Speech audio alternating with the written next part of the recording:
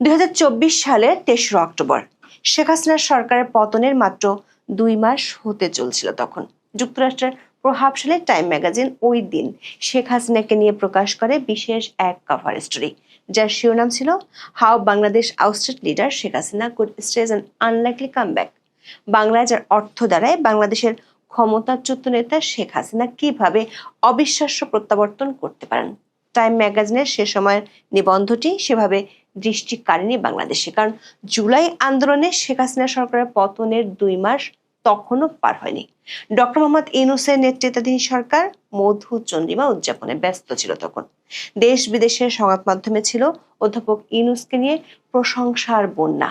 জাতিসংঘ সাধারণ পরিষদ অধিবেশন উপলক্ষে নিউ ইয়র্ক যাত্রার মাধ্যমে খোলা হয় বিদেশ সফরের খাতা।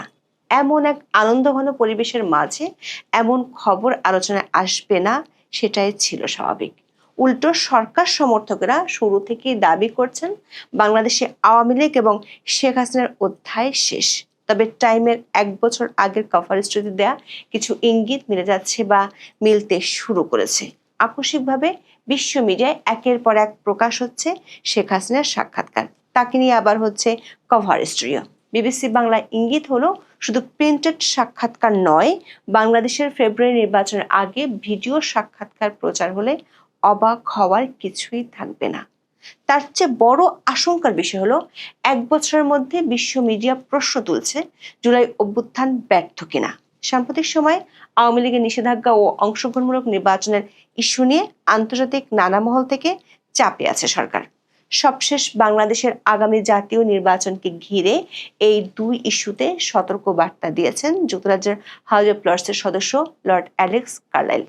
প্রশ্ন হলো, শেখ হাসিনার বিরুদ্ধে মামলার রায় যখন ঘোষিত হতে পারে এবং নির্বাচন যখন সন্নিকটে, তখনই শেখ হাসিনার এত সাক্ষাৎকার প্রকাশ হচ্ছে কেন? আবার শেখ হাসিনার পক্ষ থেকে যেসব অভিযোগ উঠে আসছে সে সম্পর্কে অধ্যাপক ইউনূস ও তার পিআর টিম নীরব কেন? আবার অন্তর্ভুক্তিমূলক নির্বাচনের জন্য যখন বিদেশিদের পক্ষ থেকে চাপ বাড়ছে, তখনই শেখ হাসিনার বক্তব্যগুলো ডিফেন্ড করার মতো শক্ত কোনো যুক্তি কেন সরকার খুঁজে পাচ্ছে না? বিস্তারিত জানতে চলুন যাওয়া যাক বিশ্লেষণে।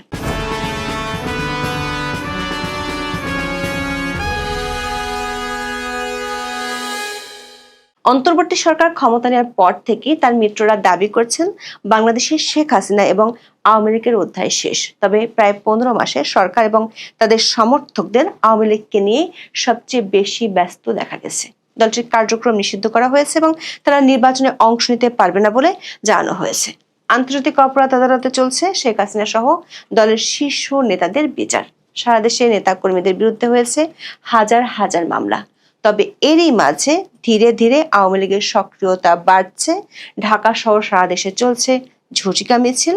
পুলিশের শীর্ষ পর্যায় থেকেও স্বীকার করা হয়েছে আওয়ামী লীগের মতো একটি বিশাল দলকে নির্মূল করা সম্ভব নয়। অন্যদিকে আওয়ামী লীগের সক্রিয়তার বিপরীতে সরকারের মিত্রদের মধ্যে এখন বিভাজন বেশ স্পষ্ট হয়ে উঠেছে।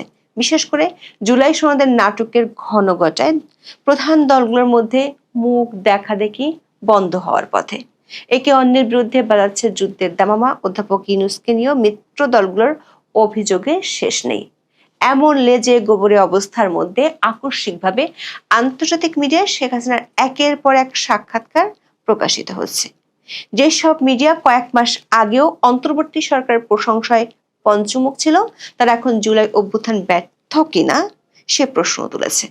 অধ্যাপক ইউনূস ক্ষমতা নেওয়ার শুরু থেকেই অন্তর্বর্তী সরকারের মিত্রের ভূমিকা নেয় যুক্তরাজ্যের প্রভাবশালী দৈনিক দ্য ফিনান্সিয়াল টাইমস। বিভিন্ন সময়ে আওয়ামী লীগ সরকার অনিয়মের অভিযোগ নিয়ে প্রকাশিত হয়েছে প্রতিবেদন। আবার প্রধান উপদেষ্টার একাধিক সাক্ষাৎকারও প্রকাশ করে পত্রিকাটি। কিংস পার্টি এনসিপি গঠনের আনুষ্ঠানিক ঘোষণাটিও প্রথম এই পত্রিকার মারফতে দেন অধ্যাপক ইউনূস। গত জানুয়ারিতে সুইজারল্যান্ডের দাভোস সফরের সময় এক সাক্ষাৎকারে তিনি এই ঘোষণা দেন। এই সাক্ষাৎকারে ১ মাসের মধ্যে নাহিদ ইসলামের নেতৃত্বে আনুষ্ঠানিক যাত্রা শুরু করে এনসিপি। কিন্তু সেই ফিনান্সিয়াল টাইমসের কন্টেন্ট এবং কন্টেন্টের ফ্রেমিং পাল্টে গেছে রাতারাতি। অন্তর্বর্তী সরকার এবং অধ্যাপক ইউনূসের এমন ঘনিষ্ঠ পত্রিকাটিতেই এখন জুলাই অভ্যুত্থান ব্যর্থ কি না সেই প্রশ্ন তোলা হয়েছে। বাংলাদেশের জেনজি বিপ্লব কি ধ্বংসের পথে, এমন শিরোনামে বিশাল এক প্রতিবেদন 7ই নভেম্বর প্রকাশ করে দ্য ফিনান্সিয়াল টাইমস। এতে বলা হয়, শেখ হাসিনার পতনের 1 বছরের বেশি সময় পর ছাত্র আন্দোলন থেকে বাস্তব পরিবর্তনের সম্ভাবনা হারিয়ে যাচ্ছে। প্রতিবেদনে বলা হয়, ছাত্র আন্দোলনটি নতুন মুখ নিয়ে নতুন রাজনৈতিক সমঝোতার সম্ভাবনার কথা বলতেও এখন তার উপর থেকে বিশ্বাস উঠে যাচ্ছে, কারণ বহুদিন ধরে দেশকে নিয়ন্ত্রণ করার প্রতিষ্ঠিত রাজনৈতিক শক্তিগুলো আবার প্রভাব বিস্তার করছে। বাংলাদেশে বিভাজনমূলক ধর্মীয় সহিংসতা এখন সাধারণ ঘটনায় পরিণত হয়েছে।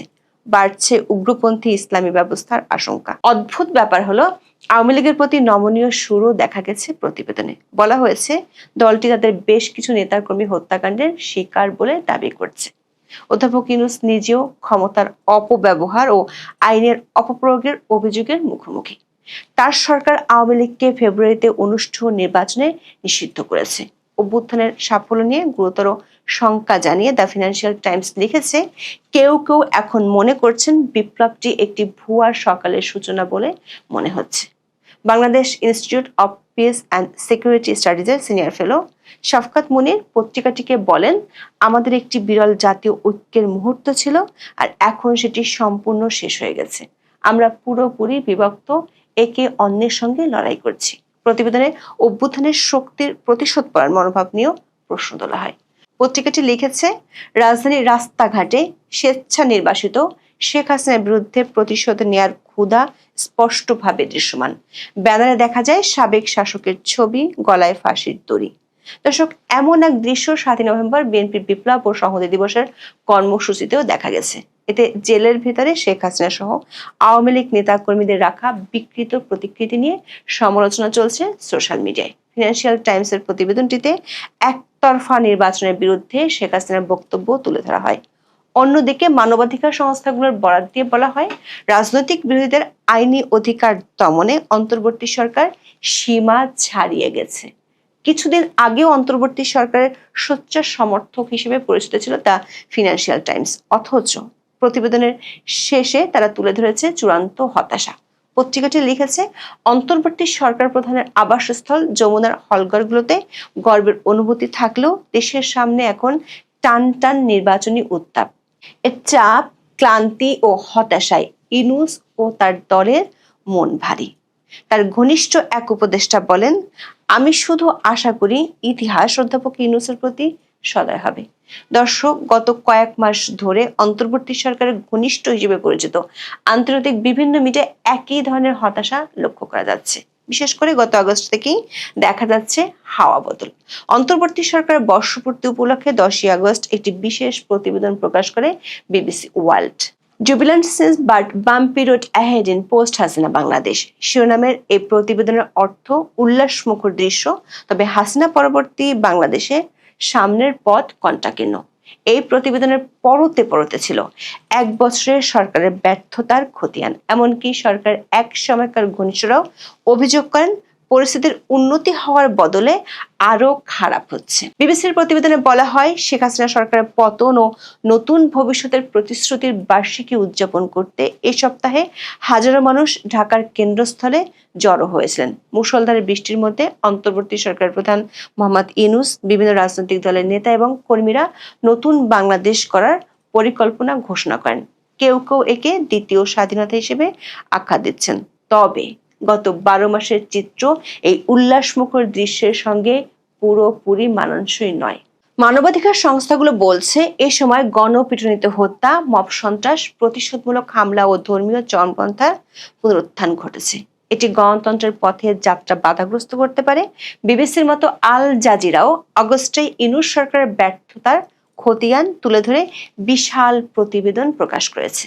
শেখ হাসিনার পতনের বর্ষপূর্তিতে আশা ও অচলাবস্থার সন্ধিক্ষণে বাংলাদেশ শিরোনামের প্রতিবেদনে বলা হয়, বিক্ষোভকারীরা চেয়েছিলেন সত্যিকারের পরিবর্তন, অথচ রাজনৈতিক দলগুলো ক্ষমতার জন্য প্রতিযোগিতায় জড়িয়ে পড়া এবং সংস্কারের অঙ্গীকার টলমল হয়ে পড়ায় তৈরি হয়েছে অস্থিতিশীলতার আশঙ্কা। এই আল জাজিরা এবং বিবিসি ওয়ার্ল্ডের কয়েক মাস আগেও সাবেক আওয়ামী লীগ সরকারের বিরুদ্ধে অভিযোগ ধারাবাহিকভাবে প্রচারিত হতে দেখা গেছে। ইউনূস সরকারের প্রতি তাদের প্রাণ খোলা সমর্থনের বিষয়টিও ছিল স্পষ্ট। তবে বছর প্রতি অন্তর্বর্তী সরকার নিয়ে চরম হতাশা শুরু হয়। এমন তালগোল পাকানো পরিস্থিতির আশঙ্কা ঠিক 1 বছর আগে জানিয়েছিল যুক্তরাষ্ট্রের প্রভাবশালী টাইম ম্যাগাজিন। এতদিন পর দেখা যাচ্ছে তাদের পূর্বাভাস সত্যি প্রমাণিত হচ্ছে।